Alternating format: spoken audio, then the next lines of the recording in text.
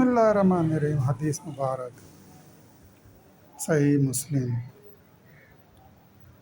رسول صلی اللہ علیہ وآلہ وسلم نے فرمایا، جو آدمی کفر پر مرا وہ دوزخی ہے، اسے نہ کسی کی شفاعت نہ مقربین کی قرابت کوئی فائدہ دے گی۔ حضرت انس رضی اللہ تعالیٰ عنہ سے روایت ہے کہ ایک آدمی نے عرض کیا، اے اللہ کے رسول صلی اللہ علیہ وآلہ وسلم، میرا باپ کہاں ہے؟ تو آپ صلی اللہ علیہ وآلہ وسلم نے فرمایا، دوزخ میں۔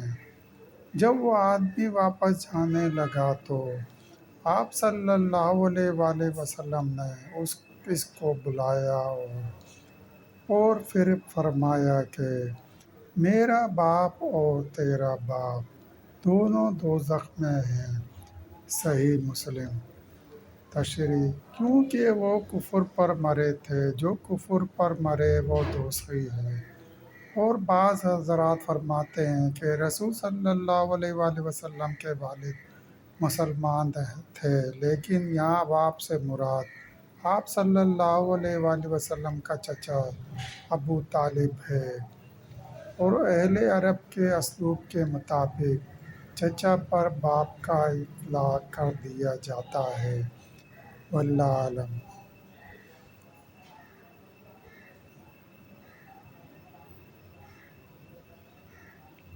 اللہ تعالیٰ کے اس فرمان اپنے رشتہ داروں کو ڈرائیں۔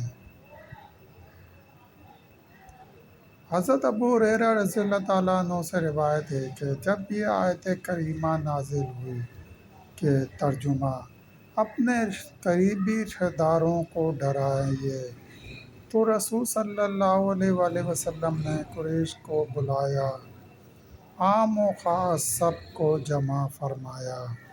پھر آپ صلی اللہ علیہ وآلہ وسلم نے فرمایا، اے کعب بن سومی کے قبیلے والو، اپنے آپ کو دوزخ کی آگ سے بچاؤ۔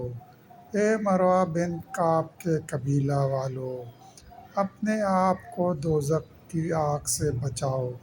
اے عبد شمس کے قبیلہ والو، اپنے آپ کو دوزخ سے بچاؤ۔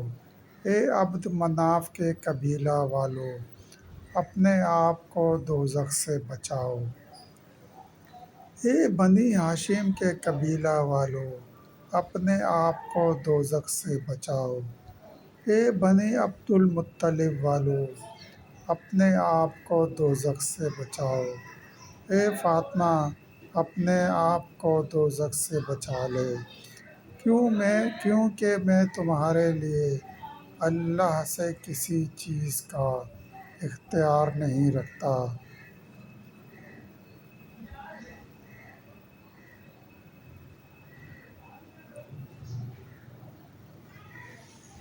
سوائے اس کے کہ میں تمہارا رشتہ دار ہوں، اور بحیثیت رشتہ داری کے میں تم سے صلح رحمی کرتا رہوں گا۔